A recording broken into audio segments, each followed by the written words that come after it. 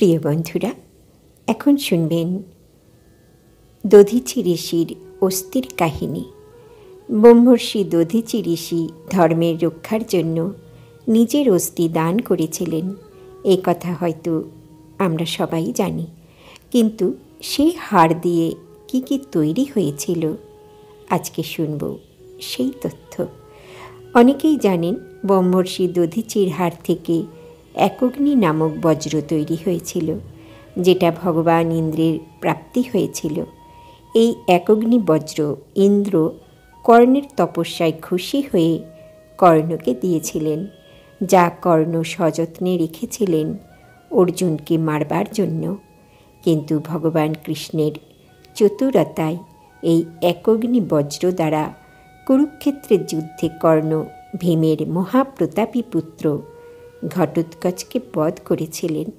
এছাড়াও তার হাড় দিয়ে 3টি ধনুক তৈরি হয়েছিল: গান্ডীব, পিনাক এবং সারঙ্গ, যার মধ্যে গান্ডীব অর্জুন পেয়েছিলেন এবং যার শক্তির কারণে অর্জুন মহাভারতের যুদ্ধ জয়লাভ করেছিলেন।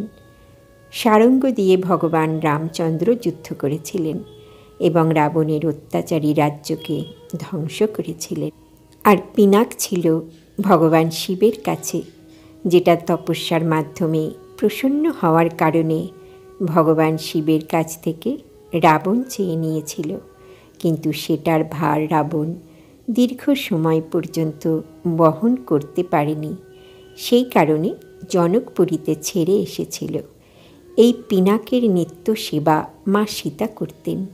এই পিনাক ধনুক ভেঙেই ভগবান রামচন্দ্র সীতাকে বিয়ে করেছিলেন। এছাড়াও আরও অনেক অস্ত্রশস্ত্র তৈরি হয়েছিল তার হাড় দ্বারা। ব্রহ্মর্ষি দধিচির প্রাণ ত্যাগ করে নিজের অস্থি দ্বারা নির্মিত এই অস্ত্রদানের একমাত্র কারণ ছিল অন্যায় অধর্ম বিরুদ্ধে আত্মত্যাগের শিক্ষাদান। কিন্তু আমরা আমাদের পূর্বপুরুষদের এই আত্মবলিদান ক্রমশ বিস্মৃত হয়ে বর্তমানে বড় বেশি আত্মকেন্দ্রিক হয়ে পড়ছি, বড় বেশি স্বার্থপর হয়ে পড়ছি। আজ এই পর্যন্তই বন্ধুরা। আগামী পর্বে এই রকম গল্প নিয়ে আবারও আসব।